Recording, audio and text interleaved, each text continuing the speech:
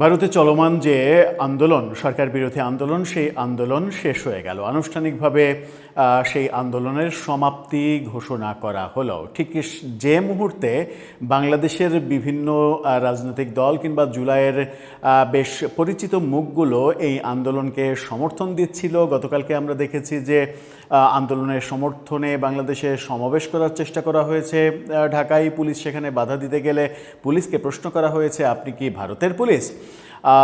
এবং সামাজিক যোগাযোগ মাধ্যমে ওপেনলি সমর্থন দেয়া হচ্ছে। একদিকে ঢাকা না দিল্লি, ঢাকা ঢাকা স্লোগান চলছে, অন্যদিকে দিল্লির আন্দোলনে দিল্লির কিছু মানুষকে সমর্থন দেয়া এটা দ্বিচারিতা কিনা সেই প্রশ্ন উঠছে। এই প্রশ্নগুলো যখন আরও বেশি দানা বাঁধছিল তখন ভারতের আন্দোলন সমাপ্তি টানল। যারা আন্দোলন ডেকেছিল ককরোচ জনতা পার্টি, তারা এই আন্দোলনের আনুষ্ঠানিক সমাপ্তি ঘোষণা করলো। তার আগে ভারত সরকারের একটা বড় সিদ্ধান্ত আমরা দেখেছি, শিক্ষামন্ত্রীর পদত্যাগ। ভারতে যেটা হলো, নরেন্দ্র মোদী যে আন্দোলনকে এক সপ্তাহ গড়াতে দিলেন না, আন্দোলনকে বন্ধ করে দিতে সমর্থ হলেন। 24-এ শেখ হাসিনা বিরোধী আন্দোলনের সময় শেখ হাসিনার সরকার একই পথে কি হাঁটতে পারত, নাকি শেখ হাসিনা সরকারের নানা ভুলের কারণে সেই আন্দোলনটা জমাটবদ্ধ হয়ে সরকার পতনের আন্দোলনে গিয়েছিল? চলুন একটু তুলনামূলক ব্যাপারটা বোঝার চেষ্টা করি। এই ভিডিওতে থাকবেন পলিটিক্স টিভির নিয়মিত আয়োজনে।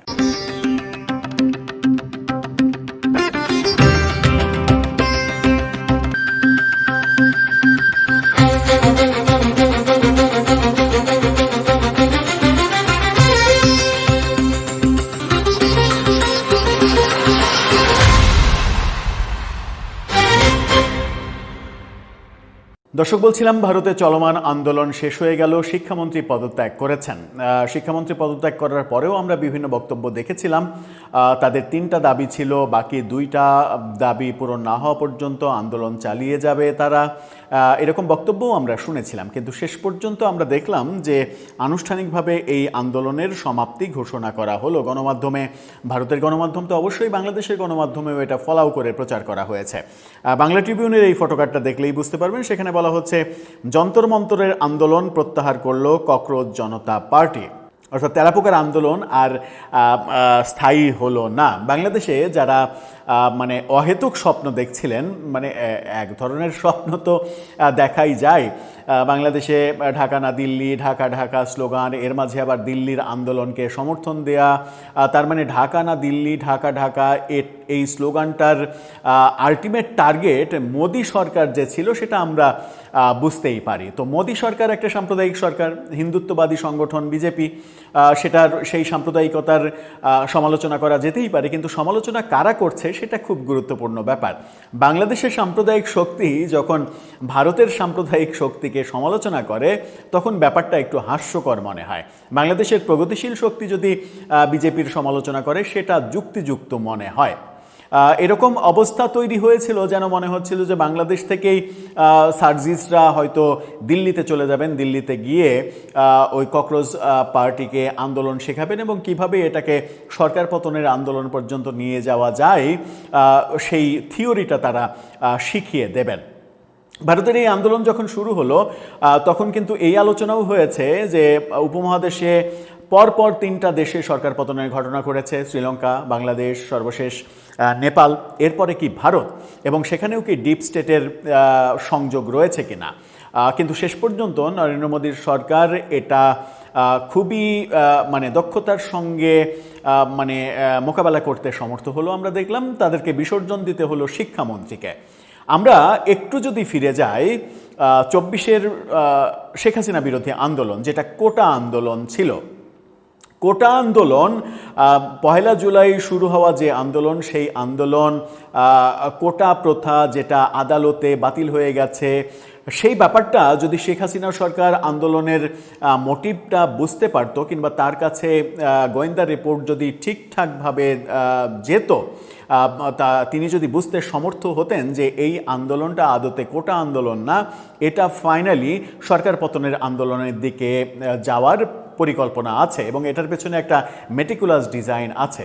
সেই গোয়েন্দা তথ্য কিন্তু তার কাছে যায়নি বলেই আমরা দেখেছি যে 21 তারিখ পর্যন্ত শেখ হাসিনা সরকারকে অপেক্ষা করতে হয়েছে আদালতের সিদ্ধান্তে। 21 তারিখে গিয়ে আদালত সিদ্ধান্ত দিলেন কি যে কোটা প্রথা এই যেটা দাবি সেই দাবি অনুযায়ী হবে। ততদিনে জল অনেক ঘোলা হয়েছে।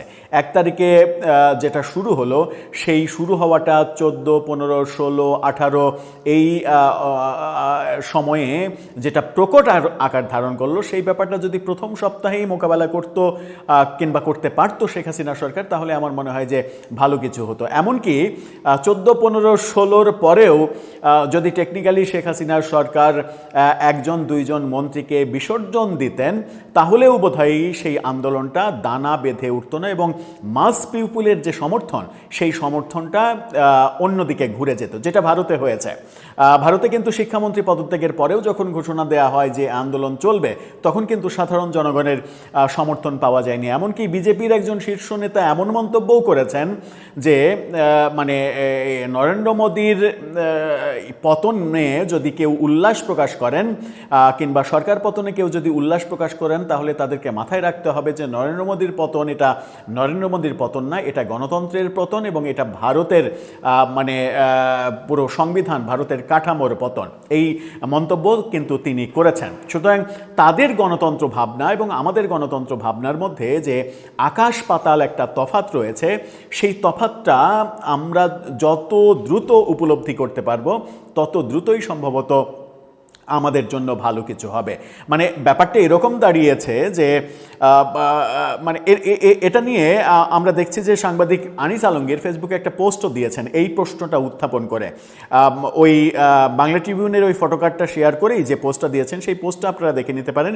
সেখানে ঠিক এই প্রশ্নটাই উত্থাপন করেছেন। তিনি বলছেন, সরকার চাইলে বাংলাদেশে 24-এর আন্দোলন কি ভারতের মতো এভাবে শেষ করা যেত, নাকি দুটো আন্দোলনই নীতি ও ব্যবস্থা সংস্কারের দাবিতে একটি রাজনৈতিক চাপ তৈরির চেষ্টা হলেও বাংলাদেশের 24-এর জুলাই আন্দোলন ছিল দীর্ঘদিনের শাসনতান্ত্রিক নিপীড়নের বিরুদ্ধে একটি গণবিস্ফোরণ?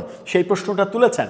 মানে নরেন্দ্র মোদী যেটাকে মোকাবেলা করতে সমর্থ হলেন সফলভাবে শিক্ষামন্ত্রীর বিসর্জনের মাধ্যমে, সেটা শেখ হাসিনা করতে পারতেন কিনা, যেটা শেখ হাসিনা কিংবা তার সরকার একগুঁয়েমি দেখাতে গিয়ে করতে পারেনি কিংবা করেনি, কিংবা নরেন্দ্র মোদীর সরকারের কাছে এবং তার ইন্টেলিজেন্স যেভাবে সরকারের সঙ্গে একাত্ম হয়ে কাজ করেছে, সেই কাজটা বাংলাদেশে শেখ হাসিনা সরকার করতে পারেনি, কিংবা শেখ হাসিনা সরকারের 15.5 বছরের শাসনামলে খুবই গুরুত্বপূর্ণ স্টেক হোল্ডারদের সরকার তার থেকে দূরে সরিয়ে দিয়েছিল।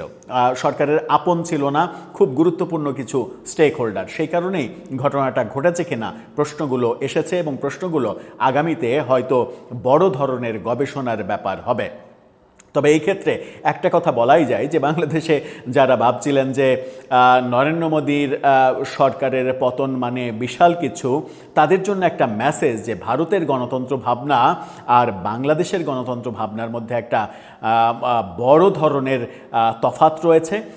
এমনও হতে পারত যদি ব্যাপারটা এরকম হতো যে নরেন্দ্র মোদী পদত্যাগ করেছেন প্রধানমন্ত্রী হিসেবে, তাহলে কিন্তু বিকল্প প্রধানমন্ত্রী হতে পারত, বিজেপি সরকারই থাকতো, এরকম আলোচনাও ছিল। মানে ব্যাপারটা যদি আরও অনেক দূর গড়াতো, কিন্তু আমরা দেখলাম যে বিজেপি সরকার এটা মানে দক্ষ হাতে মোকাবেলা করতে পারলো এবং এই পারাটা একটা ইঙ্গিতও দিয়ে দেয় যে সামনে যে লোকসভা নির্বাচন, সেখানে কংগ্রেস কিংবা বিজেপির অন্যান্য প্রতিদ্বন্দ্বীরা কতটা পেরে উঠবে, সেই প্রশ্নের সমাধানও বোধহয় এক প্রকার হয়েই গেল। তার মানে কোনোভাবেই নরেন্দ্র মোদীর এই সরকারকে মানে চাপে ফেলে পরাস্ত করা সেটা সম্ভব হলো না। এবার একটা মৌকা ছিল, কিন্তু সেই মৌকা সফল হলেও বাংলাদেশের জেনজিদের মতো মেটিকুলাস ডক্টর ইউনূসের মতো কাউকে এনে কি ভারতে বসানো হতো? কখনোই না, নেভার এভার। কারণ ভারতের গণতন্ত্র এতটাই শক্তিশালী যে সেখানে প্রক্রিয়াগতভাবে নির্বাচন হতো, নির্বাচনের মাধ্যমে যারা ক্ষমতায় আসতো তারা আবার রাষ্ট্র শাসন করতো। এমনও হতে পারত যে নির্বাচন হলে আবারও বিজেপি জয়লাভ করত কিংবা কংগ্রেস জয়লাভ করত, জোটবদ্ধ হয়ে বিজেপি প্রধান বিরোধী দল হতো, এরকম অনেক কিছুই হতে পারত। যাদেরকে এই ঘটনা, এই যে আন্দোলনের পরিসমাপ্তি, এই ঘটনা যাদেরকে বাংলাদেশে হতাশ করলো, তাদের জন্য আসলে সমবেদনা ছাড়া আর কিছুই বোধহয় জানানোর নেই। দর্শক, আপনার কাছে কি মনে হয়, নরেন্দ্র মোদী যেভাবে পারলেন সেই পারাটা শেখ হাসিনা পারেননি কেন? তিনি কি পারতেন ইচ্ছা করলে? এবং সব কিছুতেই মানে সব কিছু বিশ্লেষণ করলে ব্যাপারটা কি এরকম দাঁড়ায় যে নরেন্দ্র মোদীর চতুর্দিকে যে পাওয়ারগুলো নরেন্দ্র মোদীকে হেল্প করেছে, শেখ হাসিনার ক্ষেত্রে ঠিক উল্টো হয়েছে? আপনার মতামত জানিয়ে লিখতে পারেন আমাদের কমেন্ট বক্সে।